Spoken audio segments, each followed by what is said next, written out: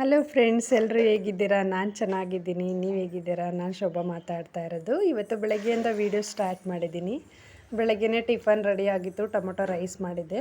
So ಇವಾಗ ನಮ್ಮ ಮನೆಯವ್ರಿಗೆ ಹಾಕ್ಕೊಟ್ಟಿದ್ದೆ ಟಿಫನ್ ಮಾಡೋದಕ್ಕೆ ಅಂತ ಹೇಳಿ. ಇನ್ನು ಮಕ್ಕಳನ್ನು ನಾನು ತಿಂತೀನಿ ಅಂತ ಕೂತ್ಕೊಂಡಿದ್ರು, ಜೊತೆಗೆ ಆಟ ಆಡಿಸ್ಕೊಂಡೆ ತಿನ್ಕೊತಾಯಿದ್ರು. ನಾನು ಹಾಗೆ ಇವಾಗ ಟಿಫನ್ ಹಾಕ್ಕೊಟ್ಟು ನಾನು ಕೂಡ ಟಿಫನ್ ಮಾಡ್ಕೊತಾ ಇದ್ದೀನಿ ಇವಾಗ. ಮತ್ತು ನಮ್ಮ ಮನೆಯವ್ರು ಇವಾಗ ಡ್ಯೂಟಿಗೆ ಹೋಗ್ತಾರೆ. ಸೊ ನಾವು ಕೂಡ ಇವಾಗ ಮನೇಲಿದ್ದೀವಿ. ನನ್ನ ಮಕ್ಕಳಿಗೆ ಇವಾಗ 4 ಗಂಟೆ ಟ್ಯೂಷನ್ ಇರುತ್ತೆ, ಮತ್ತು 4 ಗಂಟೆಯಿಂದ ನಾನು ವೀಡಿಯೋ ಸ್ಟಾರ್ಟ್ ಮಾಡಿದ್ದೀನಿ. ನನ್ನ ಮಗಳು ಸೆಕೆಂಡ್ ಮಗಳು ಇವಾಗ ಫಸ್ಟ್ ಟೈಮು ಟ್ಯೂಷನ್ಗೆ ಹೋಗ್ತಾ ಇದ್ದಾಳೆ.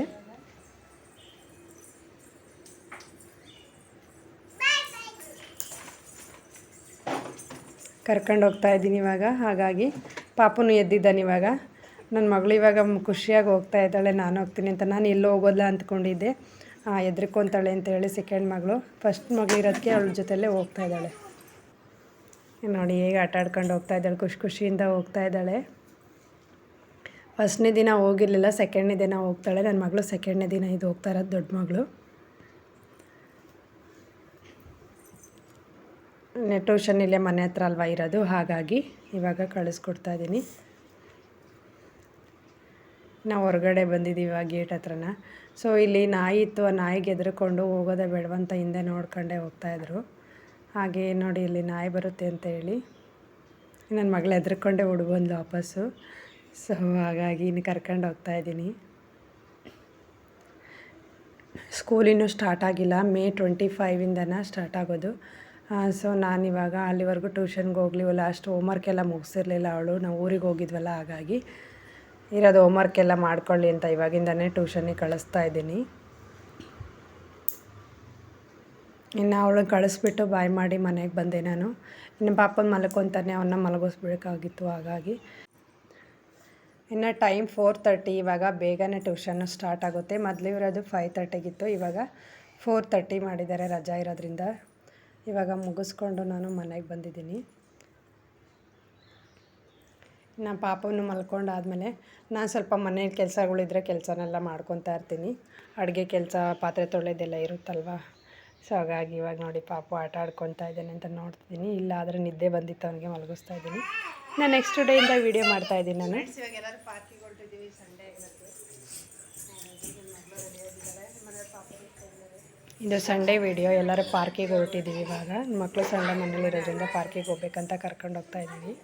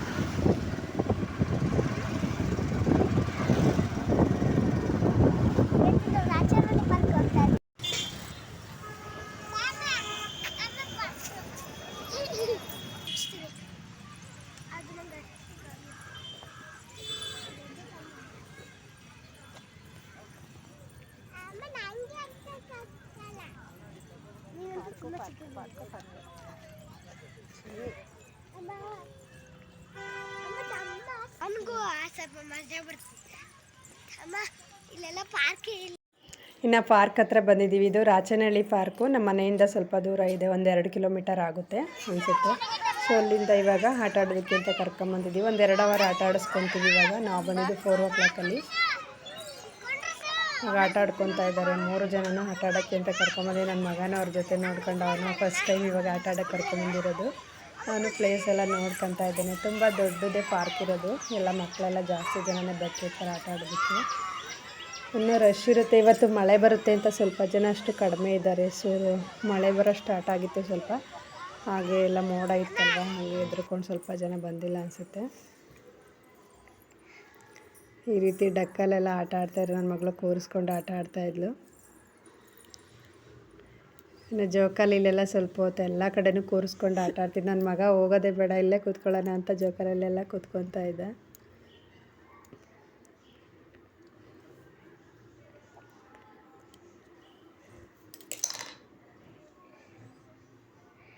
ನನ್ನ ಮಗಳಂತೂ ಇದ್ರಲ್ಲಿ ಕೂತ್ಕೋಬೇಕು ಅಂತ ತುಂಬ ಇಷ್ಟಪಡ್ತಾ ಇದ್ಲು. ಸೊ ಹಾಗಾಗಿ ಅದರೆಲ್ಲ ಸರಿ ಕೂರಿಸ್ದೆ. ಇನ್ನು ಅವ್ರ ಅಪ್ಪಾಜಿ ಪಾಪನ ಕೂರಿಸ್ಕೊಂಡು ಒಂದೆರಡು ಸುತ್ತ ಅವರು ಜೋಕಾಲಿಲಿ ಆಟ ಆಡಿಸಿದ್ರು.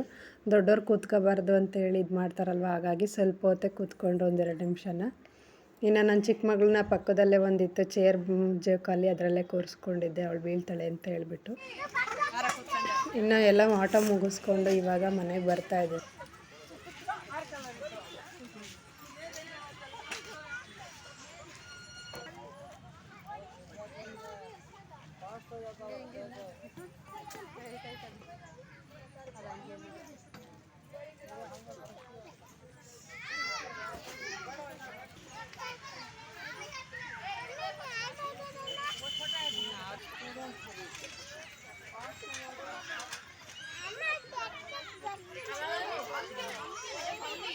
ದೊಡ್ಡವರು ಎಕ್ಸಸೈಸ್ ಮಾಡೋ ಪ್ಲೇಸು. ಸೊ ಇವು ಮಕ್ಕಳು ನೋಡಬೇಕಂದ್ರು, ಹಾಗಾಗಿ ಕರ್ಕೊಂಬಂದಿದ್ದೆ. ಇಲ್ಲಿ ಚಿಕ್ಕ ಮಕ್ಕಳೆಲ್ಲನೂ ಆಟ ಆಡ್ತಾಯಿದ್ರು.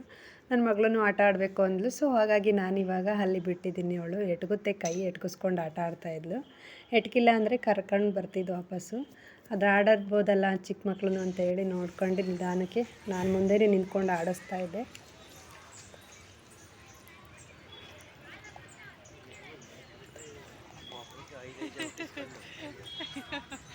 ನಾನು ಹಂಗೆ ಅಂದ್ಕೊಂಡು ಅವ್ಳಿಗೆ ಕೈ ಪಾಪನ್ ಕೊಟ್ಟಾಗ್ಲೇ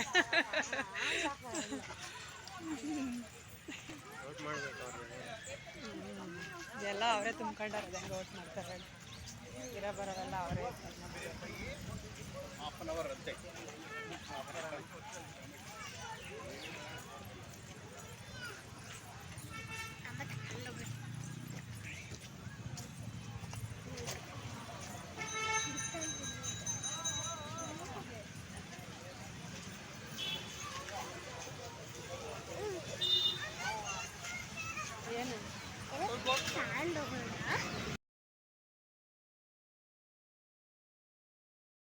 ಇವಾಗ ಹೊರಗಡೆ ಬಂದಿದ್ದೀವಿ, ಇನ್ನು ಮನೆಗೆ ಹೋಗ್ತಾ ಇದ್ದೀವಿ.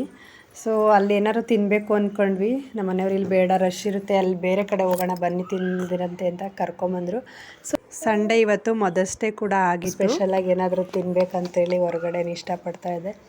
ಹಾಗಾಗಿ ನಾವಿವಾಗ ಬೇಲ್ಪುರಿ ಮತ್ತು ಮಸಾಲೆ ಪುರಿ ಏನಾದರೂ ಮಕ್ಳಿಗೂ ಕೊಡಿಸ್ಕೊಂಡು ತಿನ್ಬೋದು ಅಂತ ಬಂದಿದ್ದೀನಿ. ಇವಾಗ ನಮ್ಮ ಮನೆಯವ್ರು ಹೊರಗಡೆ ಏನು ತಿನ್ನಬಾರ್ದಂತ ಹೇಳ್ಕೊಂಡೇ ಬರ್ತಾಯಿದ್ರು ದಾರಿ ಕೂಡ. ನಮ್ಮ ಮಕ್ಳಿಗೆ ಹುಷಾರಿಲ್ದಂಗೆ ಆಗುತ್ತೆ, ಕೋಲ್ಡ್, ಮಳೆ ಸ್ಟಾರ್ಟ್ ಆಯ್ತಲ್ವ, ಹಾಗಾಗಿ. ಆದರೂ ಸುಮ್ಮನೆ ಇರಲ್ವಲ್ಲ ಮಕ್ಕಳು ಅಂತ ಹೇಳಿ ಇವಾಗ ನಾನು ಕರ್ಕೊಂಡು ಹೋಗ್ತಾಯಿದ್ದೀನಿ. ಇನ್ನು ನಮ್ಮ ಮನೆ ರೋಡ್ ಇದು ಮಾರ್ಕೆಟ್ ಹತ್ರನೇ. ಸೊ ಬಸ್ ಸ್ಟಾಪ್ ಇದು. ಈ ಕಡೆ ಬಂದರೆ ಇವಾಗ ಅಂಗಡಿಗೆ ಬಂದಿದ್ದೀವಿ. ಇಲ್ಲಿ ಬೇಕ್ರಿ ಇದೆ ಒಂದು, ನಾವು ಯಾವಾಗ ಬಂದರೂ ಇಲ್ಲೇ ತಿನ್ನೋದು. ಚೆನ್ನಾಗಿದೆ ಬೇಕ್ರಿ ಮುಂದಗಡೆನೇ ಅದೇ ಇದೆ ಮಸಾಲೆ ಪುರಿದ ಅಂಗಡಿ.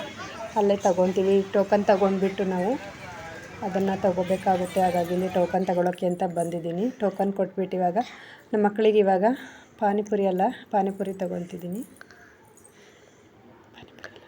ಇನ್ನೊಂದು ಬೇಲ್ ತೊಗೊಂಡೆ.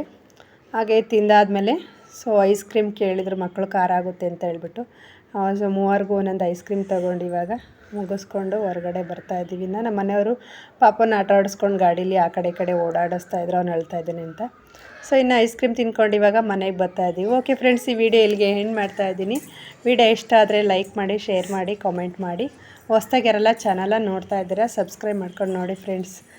ವಾಚ್ ಮಾಡಿದ್ದಕ್ಕಾಗಿ ಧನ್ಯವಾದಗಳು. Thank you friends.